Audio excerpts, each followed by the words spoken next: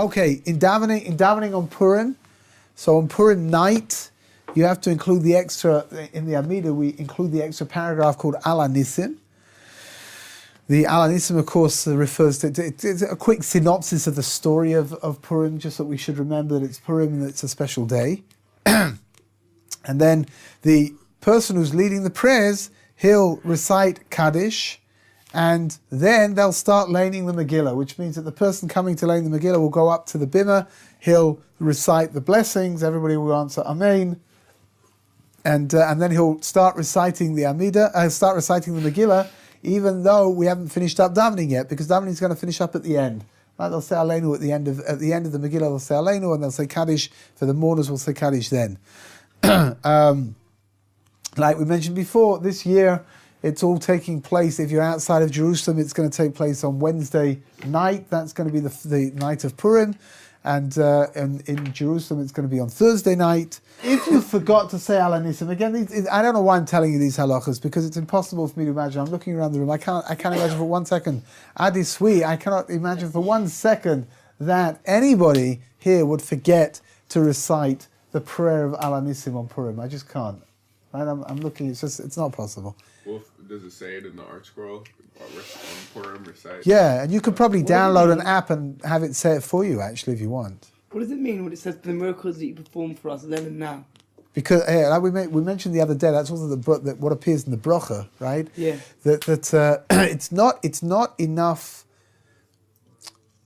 I'm trying to think of the right way to phrase this. It's not compelling enough of a reason to have a day, a festive day, to commemorate something which took place a long time ago, which doesn't have any impact on us today.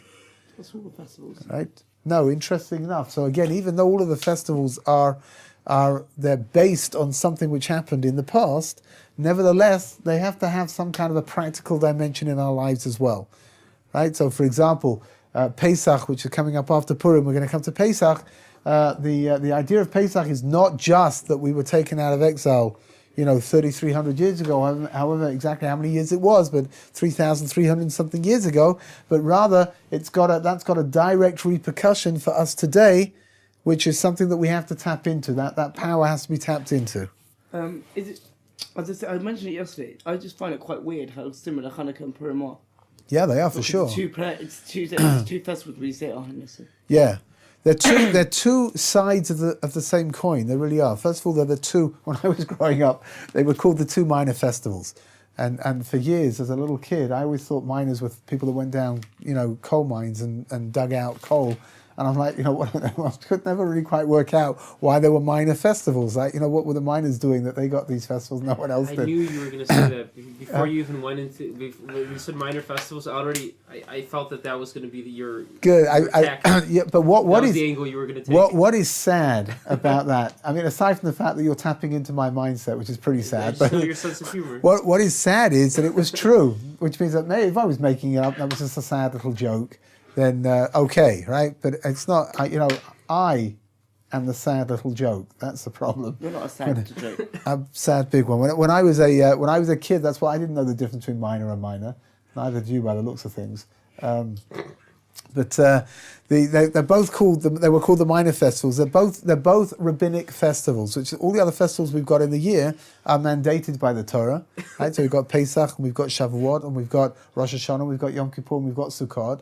And then we have Hanukkah and Purim, which are festivals that were given to us by the rabbis and not by the Torah, which means they share very, very many similarities between them.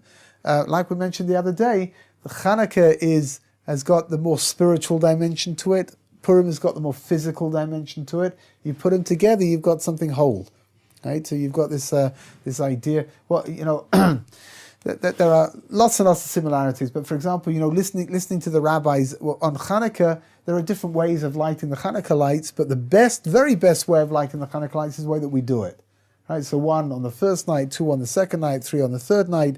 We're utilizing the recommendations of the rabbis, right, to celebrate Hanukkah in the best possible way. Purim, again, we've got this double day where some people are keeping Purim on the 14th, some people are keeping Purim on the 15th.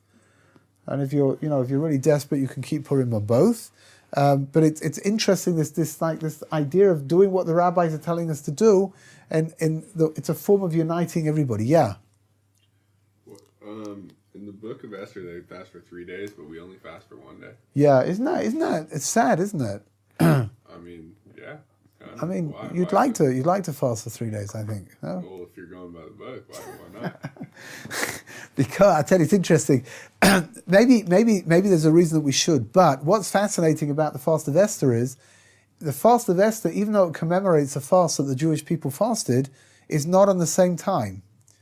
The original fast of Esther, when they fasted for 3 days, was over Pesach, in the month of Nisan. And actually over Leil HaSeder as well, they were fasting.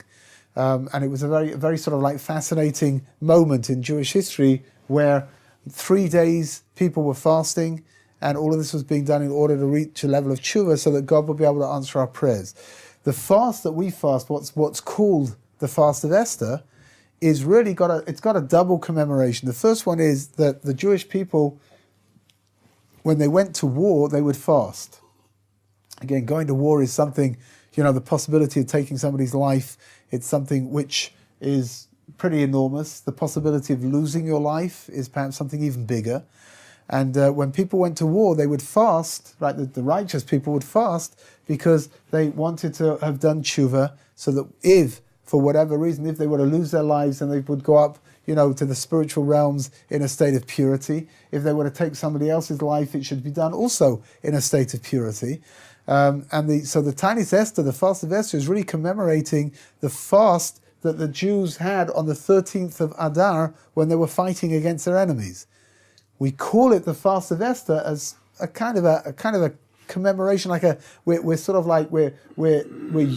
using the fact that we're fasting anyway to commemorate the fact that the Jewish people fasted a month later for 3 days, which was actually almost a year prior to that.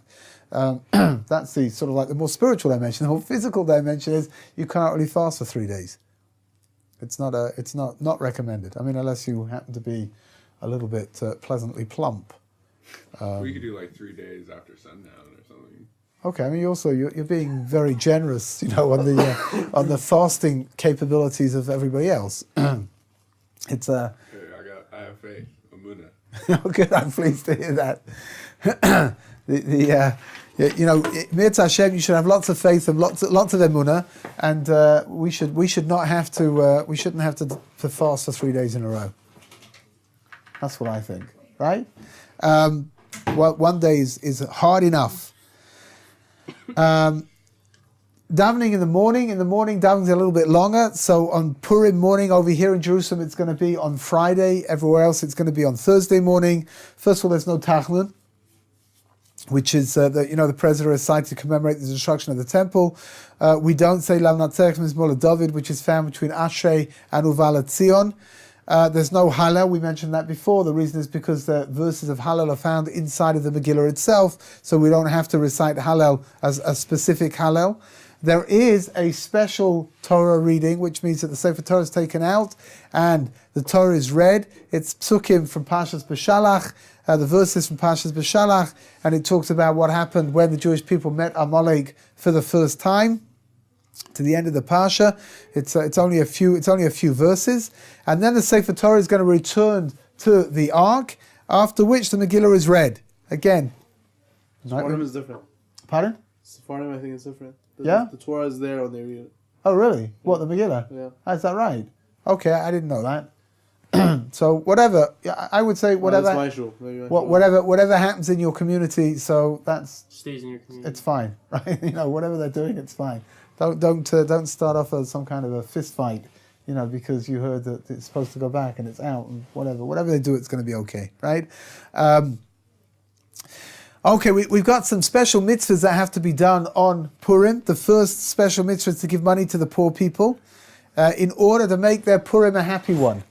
Right now, there is a.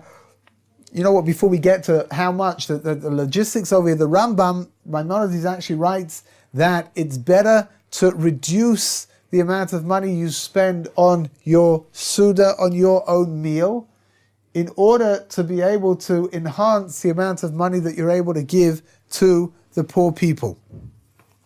It's called matanot le'evyonim, which means presents to the poor, and every person is supposed to give matanos le'evyonim, right? Men, women, everybody's supposed to be a part of that mitzvah. How much are you supposed to give? Well, according to halacha, you should give the real basic, the minimum amount is a kibetza of food. Now, how much is that? What is that? We'll see in a moment. What's the idea over here? However, you should give 2 people enough money for them to be able to make a sudas Purim, right? A Purim meal. How much is that? It's difficult to gauge exactly. I mean, you could go to the falafel shop, right, and you could buy a very hearty meal over there together with a drink for, I don't know what we say, 20 shekels tops. Is that considered a poor meal? Is that enough? Yeah, I think so. So 40 shekels. You know what? I actually know what I hold on a second. I retract what I just said. It could be that you really need to give something that's got meat. So maybe if you want to give a shawarma, right, you could do that. The cost of a shawarma, which is more than the cost of a falafel, right? How much does a shawarma cost? Like 25. 37. Yes, it's like close to $10 US. It's like 9. 36, Yeah? Okay. Between 34. So I would say if you throw in a drink, right, as well. So what are we going to get to? 40 shekels, let's say, maybe a little bit more than that. Mm-hmm. So I would say that if you want to fulfill the obligation of giving matanos levyonim, of giving money to the poor, you should give 2 times 40 shekels. Right? Because you're supposed to give to 2 people. You can give more than that as well. You sound a little taken aback. Why 40 shekels? Why 40 shekels? Because we just worked out that that's the cost of a meal, of a meaty meal, right? So we just use the example of buying a shawarma or something. But if you go up into Mea Shearim, they've got all these kinds of little restaurants where you can buy, like a piece of chicken and some potatoes and a drink or something and a roll, and that'll probably come to around the same kind of a price. So I would say that 40 shekels per person. You're supposed to give a minimum of 2 people. Doesn't matter who you give it to. Does it matter who you give it to? It very much matters who you give it to. Which means like this: the money's got to get to. Just give it to me. What happened? No. Don't listen to him. You've got so many people that come into... Really, it doesn't matter. Just give it to me. No, because wait, you've got so many people that come up to you and say like, Sadaqah, and you're like, I don't know why I'm giving you Sadaqah. What should I do? Hold on a second. Let's just deal with the details of giving Sadaqah on Purim. Then we'll talk about all the other people that are coming up to you. And I don't know why they're coming specifically to you. I've got no idea. But it very much matters who you give it to, which means it's got to go to somebody who needs it. And it should really be used, it should be used on the day of Purim itself.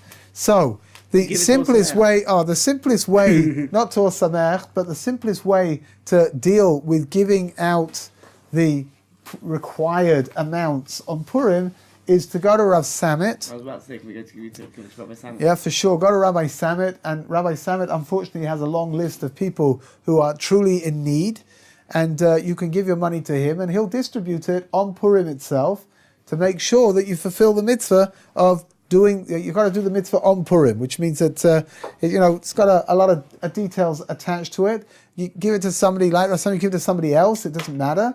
You can give it to somebody who is obviously needy in the street on Purim, if that's what you want to do. But if you want to make sure that it's really going to places where you know for sure that it's going to be used for what it's really been designated for, then I would recommend that you give some money to Rav Samit.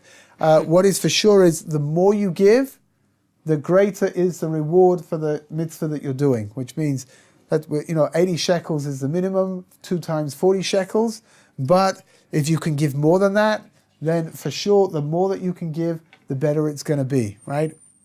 It's a lot of people this year. It's a very difficult year. It's a difficult year for various reasons. First of all, because of Shemitah. So fruits and vegetables are more expensive than they normally are, which is a pretty basic staple over here in Israel. Vegetables are very much a staple, pretty cheap, but right now they're not so cheap. On top of everything else, of course, it's been a very difficult year financially, and there's a lot of people are struggling. And the more, like I said, the more you can give, the better it's going to be. On Purim, you should know there is a halacha on Purim. When somebody comes up to you when it's not Purim, and they stick out their hand and they say, tzedakah, give me charity. You want to give them, give them. If you don't want to give them, don't give them, right? If you see some fellow sort of getting out of a chauffeur-driven Lexus, and then, comes up to you and sticks his hand out and says, tzedakah, maybe you feel that you don't have to give somebody like that. But what happens if you don't know? Maybe he's collecting for someone. Maybe his Lexus is parked around the corner, right? And you don't quite know. But if your feeling is that the fellow looks like they need, charity, then give them a little bit. The Rambam says in general, giving charity, it's better to give more people less than less people more, because the more people you give, the more accustomed you become to giving, and the more it becomes like a natural dimension of who you are to want to help out people.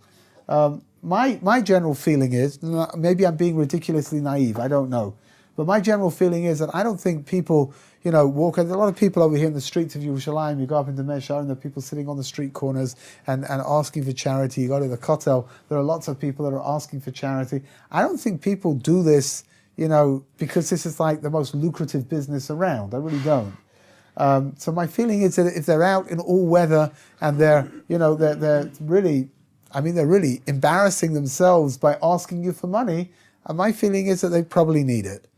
And so I would say that unless you know for sure that they don't, unless you know for sure that this is some kind of a put-up job, some kind of put-up job, and what can I tell you? You always hear ridiculous stories about people that, beggars that pass away, and it transpires that they own, apartments all over the place. And again, like I said, it's difficult to imagine that these people are, bringing home huge amounts of money.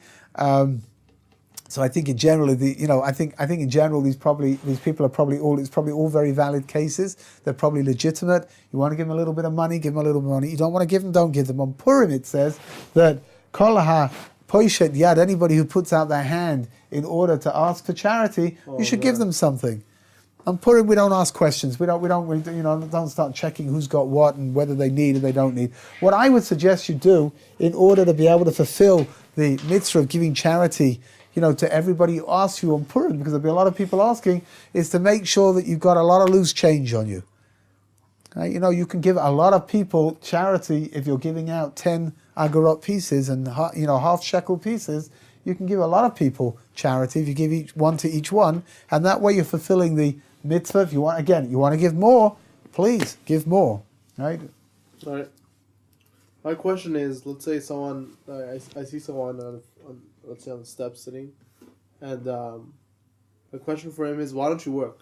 Why don't you go find a job? Or let's say if you're a rabbi or a kollel, go find the kollel rabbi, or be a school teacher or something. You know what I mean? Why do I don't mind helping, but you need to put in the effort yourself too. You know what I mean? Maybe he's working. Maybe he's working. Everybody would be a beggar. I had a guy come up to me the other day in the Lauffer Midrash, and he's like, I need stuck because I've got 15 kids. So even if he did work, it's hard to feed 15 children. Yeah, Moshe, is it necessary to have 15 kids? Moshe, no, of course not. We're in an Orthodox neighborhood. He's got them already. You can't ask that question after they're there. Also, it's not. See, like I asked the same question for my rabbi back home. He has 10 kids. I'm like, how'd you know you were gonna afford it? He's like, Emunah. I have Emunah and Hashem. I'm like, it's not only Emunah and Hashem. You're supposed to also put in the effort. Yeah, so I'll tell you like this. First of all, how many children are you at home? 3, right? Yeah, how'd you know? Because you told me the other day you got 2 older sisters, and then there's you, right? You don't know the first thing about huge families. Look, what's the idea? The idea is like this. First of all, you've got no idea what's going on in somebody's private life, right? Which means that you can have somebody who is now asking you for tzedakah, who up until now has had a job, he's been holding down his own, and he's taken a financial, taken a financial battering. Either he's lost his job, or things, sometimes things just spiral out of control. Expenses that you can't keep up with the expenses. I know here in Israel plenty of people with good jobs. I'm talking about professionals, not just people that have got their own little business, but people who they're working, they've got good jobs, they're professionals, and they can't finish the month, right? So, like I said, you never know what's going on in somebody's behind somebody's front door. Are there people out there who have never worked in their lives because they've managed to subsist on charity their entire lives? Yeah, there are. I don't know what to tell you about them. I really don't. Is that the way to live? I don't think it's the way to live. Are there plenty of people out there who are now resorting to asking for charity because they feel they don't have an alternative? Yes, there are, and those are people that we really need to have an awful lot of compassion for. So again, we don't know. You don't know what's going on in America. It's very difficult. You should know that people in America, if you can be earning a very, very nice amount of money, right? And you could be earning, $150,000 a year, which sounds like a lot of money, right? But in certain areas, it's not a lot of money. It just isn't. And if you've got kids, the middle class, especially in the Orthodox world, the middle class are the worst off. Isn't that ridiculous? Because if you don't have very much income, you get all kinds of tuition cuts for your kids, and you end up paying not very much money for your children to go to school, right? If you've got plenty of money, so you don't have to worry. Baruch Hashem, HaKadosh Baruch Hu has blessed you with wealth, and you can take care of everything.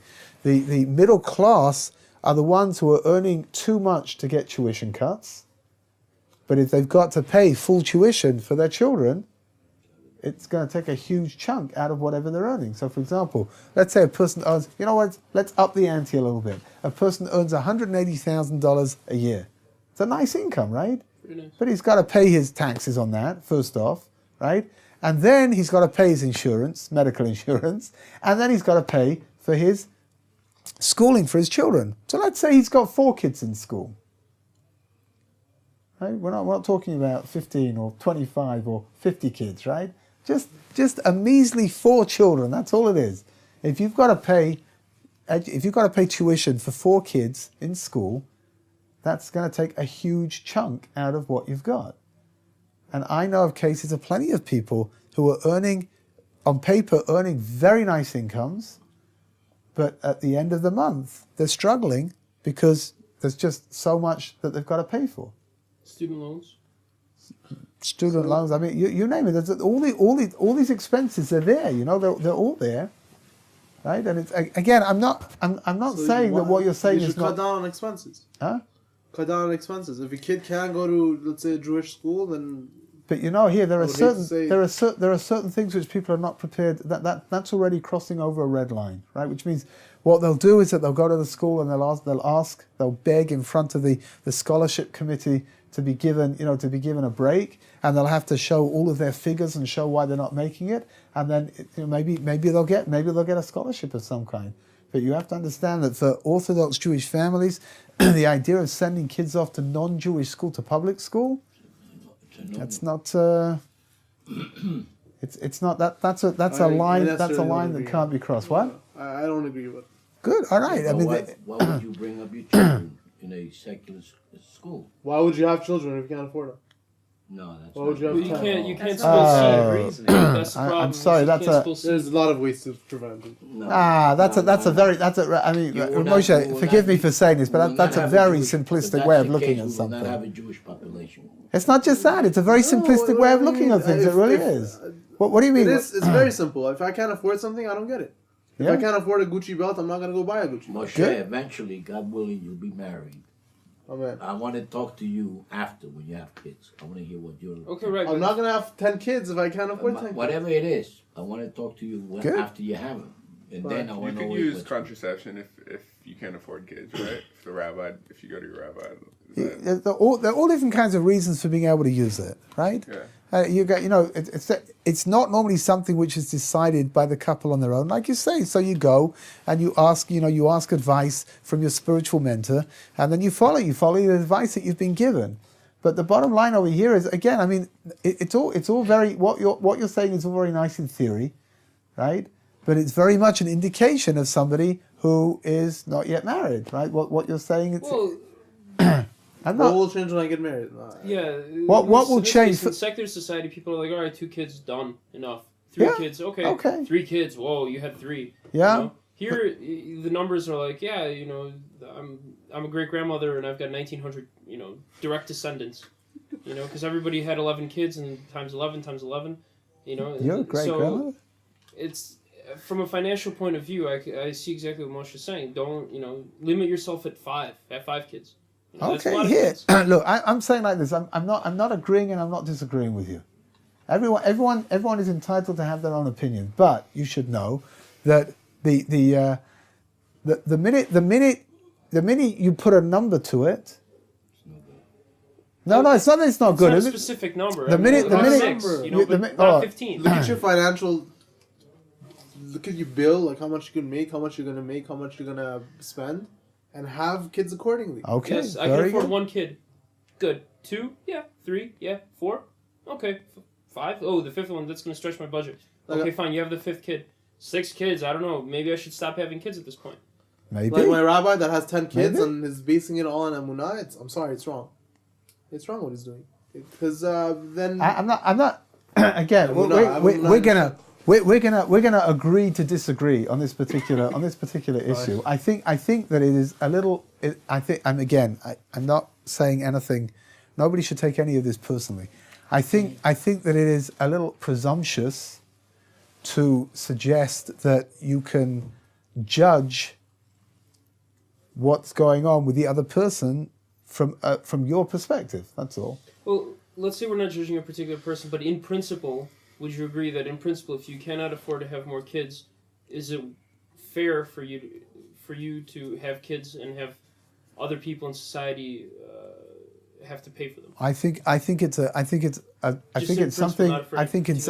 very much something which needs. It's a very debatable point. I really do. Okay. I think it's a view that has merit to it. I think there are opposing views which also have merit to them, and I think that it's something that's for sure. It's something that's worth thinking about. It's something that's worth discussing. I also think that financial abilities change. And it's for example, I this is going to sound ridiculous, but I think in if you want to take a certain idea and take it off to its radical end, then I think that maybe it's legitimate. Somebody has, they come to the conclusion they can afford to have 8 children. Right? He's got a good job. He's making a very nice income.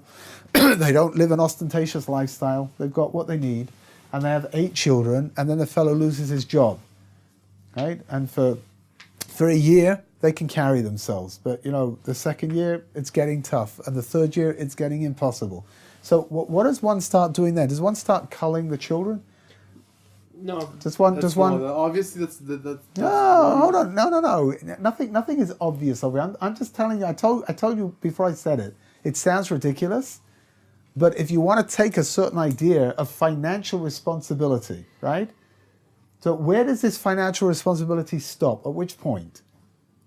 Yeah, it's just a question. I'm playing devil's advocate. That's all I'm doing right now. Okay. Well, just like when you you hedge your bets. You don't take on. You have a certain debt to equity ratio when you're making financial investments. You don't take on way more debt. You maintain a positive ratio so that you can cover your dets. If you're buying something on margin. Good, 100%. So let's say you do lose your job. You're like, okay, how long can I make it? If I've got 4 kids, what are my chances of losing it?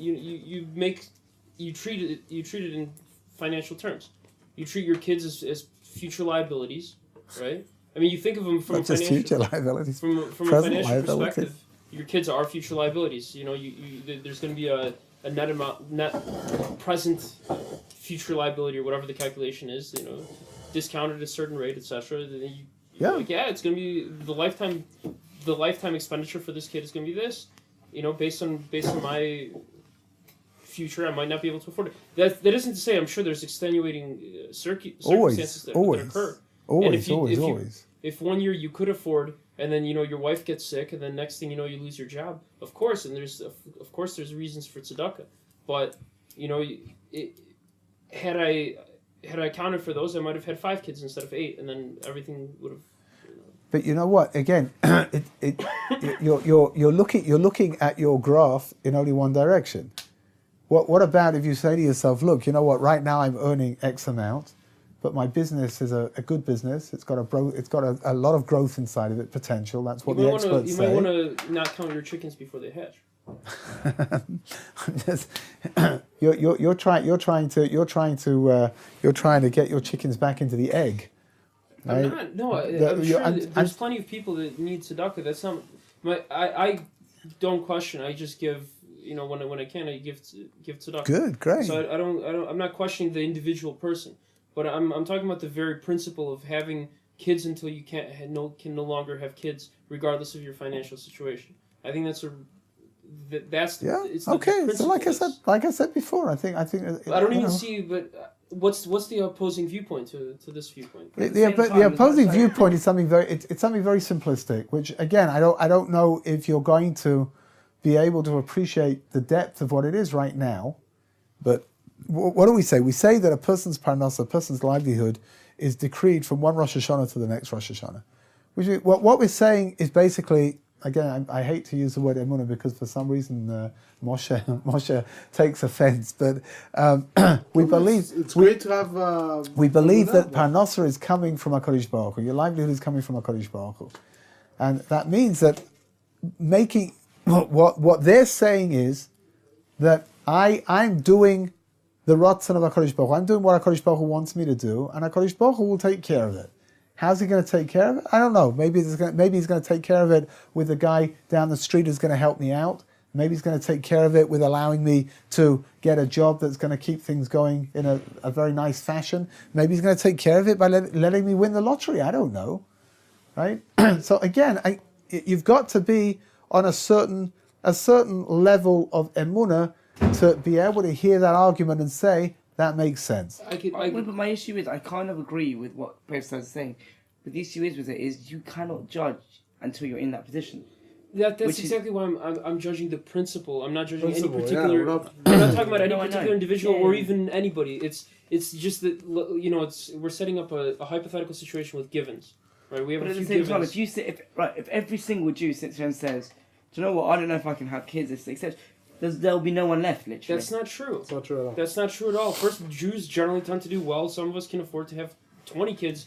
Sheldon Adelstein can afford to have start a clan, and pay for the entire clan for generations and generations, Yeah, there aren't too many of him around, though. No, but I'm saying there's plenty of wealthy Jews. There's plenty of doctors and lawyers, and it's not like there's a shortage of wealth in the Jewish community. I'll tell you one of the things that I think is a factor, which I think is a troubling factor, is that we live in very affluent times, and in the past, Jews, because certainly in places like America, right? In the past, Jews in the various places that they've lived have not always invested so much in their environment because, being Jewish meant you never quite knew how long you were going to be there for. I think I told you the story of my wife's grandfather who had a button factory in Strasbourg before the Second World War. He was incredibly successful. It's amazing what you can make money with. I mean, he made buttons and he was humongously wealthy. And along came the Second World War, and he had to run with everybody else. I mean, he was drafted into the French army. It's a whole story within itself. But they ran, and they ran to America. They managed to get on the last boat that was going to America in the end of 1942, and they arrived in America with not very much. And he went into diamonds, and he did okay. He never became the incredible magnate that he was back in France. And I asked him, why did you do that? I mean, the only thing he ever knew was buttons, and all of a sudden he decided that I don't know what age he was, but he's going off and he's starting now a whole new career in diamonds. So he told me a very interesting thing, a very, very Jewish outlook, very, very, real sort of like classic Jewish approach. He says, when you make your money in buttons and you've got to run for your life, you got to take a lot of buttons with you, right, in order to be able to start up somewhere else. He says, when you go into diamonds, you just need a small patch of diamonds and you've taken care of. That's like a real, good old pessimistic way of looking at things, right? And so people invested less in the olden days in their immediate environment. We live in very affluent times, and now there is, people are living certainly in areas all over the world, Jews all over the world, but in America for sure, where just the cost of living is enormous because people live very ostentatious lifestyles, and that's some of what's wiping people out. Somebody's earning $50,000 a year lives a $50,000 a year lifestyle. When that person gets a raise and he's now earning $150,000 a year, he doesn't live a $50,000 a year lifestyle and put away $100,000. He's living $150,000. If it's good, he's living $150,000 a year lifestyle. If it's bad, he's living $180,000 a year lifestyle, and there's a great big gap that's beginning to widen between what's coming in and what's going out, and it's a problem. It really is a problem. What's the difference between giving mishloach manot and giving charity? Giving charity has to go to somebody who deserves charity, somebody who needs the charity. Giving mishloach manot. No, mishloach manot goes to your friends. Is that also a mitzvah? Yeah, one of the mitzvahs of Purim. Why not just give mishloach manot to poor people, and that will survive them for their You meal? have to be friends with poor people then. Because there are two separate mitzvahs, which means what you could do. You could take a plates of food round to a needy family, and you've got to decide what are you fulfilling over? Are you fulfilling the mitzvah of mishloach manot, or are you fulfilling the mitzvah of matanot levyonim? Yeah, come on. But if you want to do both, then you have to stick an envelope But in there it's as not only well. that, it's always, in a way, it's weird because if the highest form of charity is one that is unknown in a way, if with an unknown sender, you're putting it in, you're not doing the highest form of charity then because you are going up to an offer. Here, what do you do? Again, if you're going to give your money to Rav Samit, for example, Yeah, that's then fine. you've got no idea where it's going, right? And the person who's receiving it's got no idea where it came from. That's a very, very high form of giving charity. Yeah. Like the idea of everybody retains their dignity, which means you can walk past this person in the street and you've got no idea that you helped him out, and he's got no idea that you helped him out, and everything is great, right? If a person comes and sticks his hand in front of your nose, right, then it's clear that you know who he is and he now knows who you are. And good, so fine, that's not the ultimate way of giving charity. Good, okay. I think we spoke about giving charity once, but you should know that the Shulchan Aruch says that the highest form of giving charity, believe it or not, the highest form of giving charity is helping somebody stay afloat.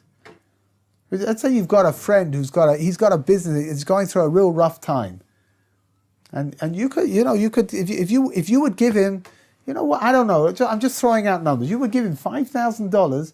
That will keep his business afloat. That's the highest form of giving charity. Isn't that an incredible thing? You've got a next door neighbor who's lost his job, and Baruch Hashem, you've got a good business, and you can work out a position that you can give him, right? And that's not ostensible. That's not charity. It's not like you're going here, take $100 and say, here, go buy yourself food. But you're giving a person a job, and you're giving him an income, and it's all being done with the most incredible sense of respect and dignity. Says the Shulchan Aruch that is the best way of giving charity. Isn't there also that, let's say, this person lived a very, luxury life, and he lost his job. From what I understand, you're supposed to give and keep him up with that stuff. Yeah, the halacha is that if somebody's used to a certain standard of living, here in a minute I'll clarify it. Don't look like that. If a person has a certain standard of living, and he needs charity now, right? To afford his Ferrari payment. Oh, so here, what's the pshat? The pshat is like this.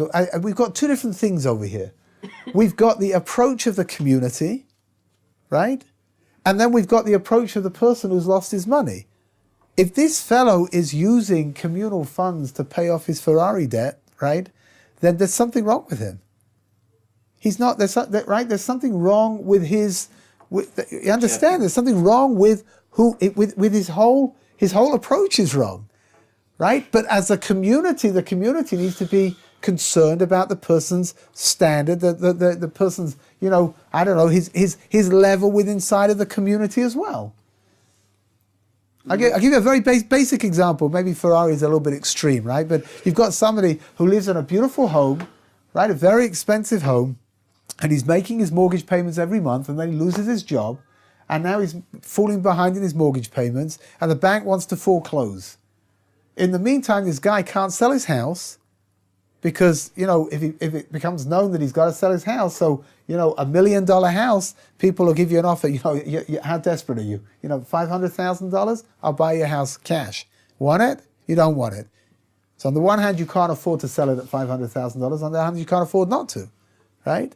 So the community steps in and takes over the mortgage payments in order to allow the person a little bit of breathing space to be able to sell his house for the correct value.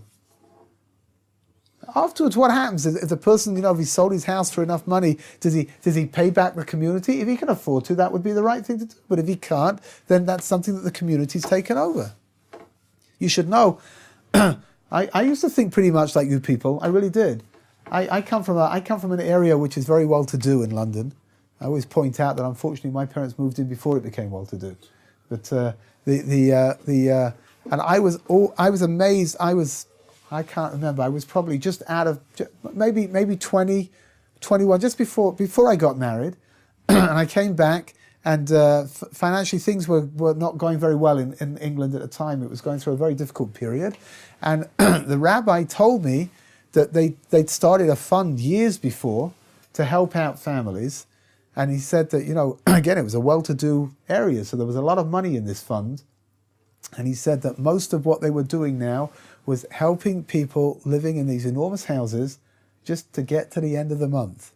Can you imagine delivering food packages to people living in mansions? Because right now they can't afford to put food on the table. And it's not because they've done something irresponsible. It's not right. It's not because people gave a lot of money when they were in good times. Or they did, or they didn't. I don't know. I don't know what they did or what they didn't. I'm just saying it never ever be taken in by what you see. That's really what it comes down to. Never be taken in. Don't imagine that because a person lives in a beautiful house that therefore everything is great and financially he's doing well. You never know. You've got no idea what's going on. Is the opposite correct too? For sure. Never imagine that because somebody lives a very simple, very unostentatious life that means that he doesn't have. He can have plenty. He can have lots and lots. He just wants to give it. He wants to use his money for other things instead. Rabbi Wein tells a good story about, he was a rabbi in Miami, and he was very close with the Punovich. Oh, this is an incredible story, yeah. Right, and he went to around, and he went to a very rich guy, and the rich guy asked the Punovich, says, "What do you need so many clothes for?" Punovich says, how come you have so many rich Jews? And I thought that was a perfect answer. I thought you were going to tell over a different. He told over a different story, which is absolutely astonishing. You want to hear the beauty of the Jewish people? There was a fellow in Miami, very wealthy man in Miami, who gave a lot of money to the yeshiva. Every year he gave them money, and then one year he phones up Rabbi Wein before the Ponovich Rav Kahneman came to visit, and he says, "Please don't bring him this year." So Rabbi Wein says, "What's the problem?" He said, I don't have anything to give him. Please don't come. I don't want to be embarrassed. Don't bring him." So he told the Ponovich Rav when he came that this fellow couldn't give and that that we're going to miss him out. That we're going to skip out that house. And the Ponovich Rav insisted that they go. And the Ponovich Rav sat down, and this fellow told him a story. He said that 40 years earlier, when he was in his 20s, he got very sick. Oh no, I'm sorry, when he was in his 40s, he got very sick, and the doctors had told him that he only had a few years left to live. So he went and he bought himself, I don't know if these things exist anymore today, I've got no idea, but some kind of a government bond. He invested everything he had. He bought these bonds that give you a guaranteed income per year, and he bought them for 40 years. The doctors told him he was going to live for 2 or 3 years, right? So he's just, hedging his bets, right? He said, I proved the doctors wrong. He says, I've now lived 40 years. It's 40 years since then, he says, and I don't have anything left. That's it. All those things that I bought into, they paid out for 40 years every year, and now I don't have anything left. That's it. I don't have any money to give to anybody. He says, I'm going to have to sell my house. I'm going to get rid of everything. He says, I can't really afford to stay alive anymore. Aponovich heard this story, and on the spot he said like this. He says, for decades, you've been supporting the yeshiva. He says, from now on, the yeshiva will support you. And they put him onto the payroll of the American Friends of the Ponevezh Yeshiva. And every month they paid him. He lived another 3 years, this fellow. Every month they paid him an income in order for him to be able to live out his life without having to worry about where he was going to find money to buy food. It's the most beautiful story, it really is.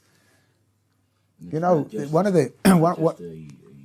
in the Gemara, it says that the word for money is, one of the words used for money is zuzim. It's a currency. So explain to me, why is it called zuzim? It comes from the word zuz. What does zuz mean? To move. Money moves from place to place. That's the nature of money. That's the function of money. Some people do very well and then they don't. Then the wheel, what's called the wheel of fortune, turns around and they lose. And some people don't have, and all of a sudden they make. Right? We've got to be concerned as a community. We've got to be concerned to make sure everybody's got enough of whatever they need. And if that means, even if it means helping out people who I don't agree with the decisions that they've made, but you know what, at the end of the day, we've still got to be concerned about everybody. And I think we have to stop over here because that looked remarkably like Rabbi Ullman, right, in the doorway over there. So, Mitzvah Hashem, tomorrow we'll talk more about the halachas of Pesach. What did I say, Purim? Yeah.